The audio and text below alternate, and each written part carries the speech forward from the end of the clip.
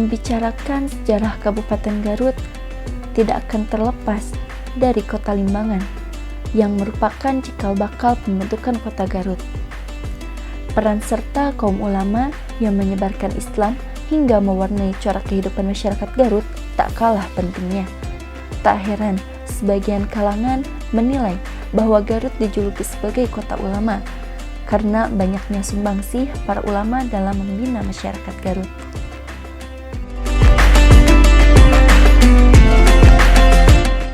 Salah satu tokoh ulama sekaligus umaroh yang perannya tak bisa diabaikan pada masa awal penyebaran Islam di pedalaman Jawa Barat, khususnya di Kabupaten Garut, adalah Sunan Cipancar. Selain eksis dalam menyebarkan agama Islam, ia pun merupakan tokoh yang menurunkan keluarga bupati-bupati Limbangan. Karena itulah, tak salah jika masyarakat Garut menziarahi makam Sunan Cipancar yang terletak di Kampung Pasir Astana, Desa Pasirwaru, Kecamatan Balubur, Limbangan, Kabupaten Garut. Hal itu penting selain sekedar berdoa dan memberikan penghormatan atas jasa-jasanya dalam menyebarkan agama Islam, juga untuk menelisik alur sejarah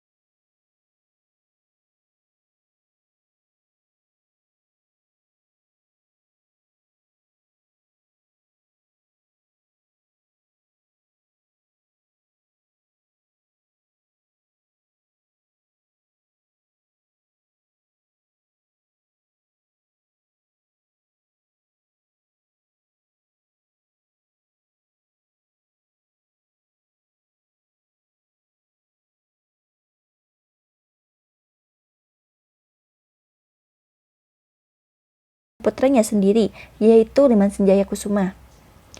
Maka Prabu Handeliman Senjaya meninggalkan keraton diiringi oleh bangsawan keraton, pejabat, dan rakyat yang setia, yaitu nyeret ke daerah Wanaraja yang sekarang dan kemudian tempat tersebut dinamakan Panyeredan, yang berarti tempat rakyat, pejabat, keprabuan, dan sang prabu nyeret terdesak dari perkembangan agama Islam di Galuh Pakuan Limbangan.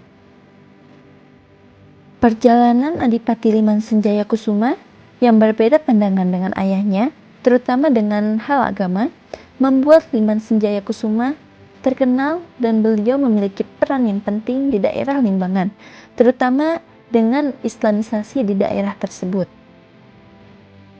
Ketika Prabu Wijaya Kusuma naik tahta menjadi Raja Galuh Pakuan, nama Prabu tidak dipakai, sebagaimana yang telah digunakan oleh ayah, kakek, dan buyutnya yang terdahulu. Hal demikian bisa dimengertinya karena Wijaya Kusuma telah menganut agama Islam dan termasuk salah satu tokoh penyebar agama Islam di Tatar Sunda, khususnya di wilayah Limbangan dan sekitarnya. Untuk menggantikan sebutan Prabu bagi seorang raja pada kerajaan yang bercorak agama Islam, maka dipakailah kata Sunan. Sunan berasal dari kata susuhunan, berarti orang yang diagungkan, yang ditinggikan derajatnya karena berperan sebagai seorang raja, berperan juga dalam menyebarkan agama Islam. Pada tahun 1540, Adipati Liman Senjaya Kusuma mendapat penghargaan berupa keris pusaka yang bertuliskan La Ikraha Fid Din dari Prabu Kian Santang. atas keikutsertaannya membela dan menyebarkan agama Islam di bawah pimpinan Prabu Kian Santan. Dan pada tahun 1560, Adipati Limasenjaya sudah menjadi ulama yang cukup besar dengan usia kurang lebih 50 tahun. Sehingga tergolong salah seorang pemimpin Islam yang diundang pada pertemuan yang sangat penting dan rahasia yang diadakan oleh Sunan Gunung Jati secara terbatas. Untuk menghadiri pertemuan tersebut, dalam undangan ditambahi kalimat bahwa barang siapa yang datang terlambat pada pertemuan itu akan dihukum mati dengan senjatanya. Hal demikian justru menimpa Wijaya Kusuma dengan berbagai halangan di perjalanan.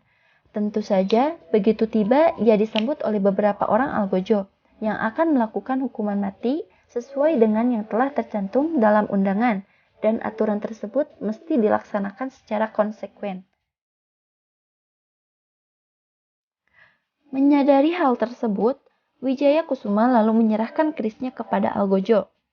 Ketika salah seorang Algojo menarik keris dari selangkanya, selintas tapi jelas nampak memancarkan lafaz La ikroha fiddin. Sejenak Algojo berdiam diri, kaget bercampur heran, dan seperti tidak berdaya. Ia kemudian bersujud kepada Wijaya Kusuma. Algojo segera menghadap Sunan Gunung Jati seraya memperlihatkan keris Wijaya Kusuma. Sunan Gunung Jati dengan tenang menghampiri Wijaya Kusuma. Ia maklum bahwa pemegang keris lafaz itu adalah seorang yang sangat besar jasadnya dalam mengembangkan agama Islam. Dan keris tersebut merupakan anugerah dari Prabu Kian Santan yang merupakan paman Sunan Gunung Jati sendiri. Hukuman mati dibatalkan dan Wijaya Kusuma alias Sunan Cipancar dipersilahkan duduk sejajar dengan tokoh-tokoh penyebar Islam lainnya.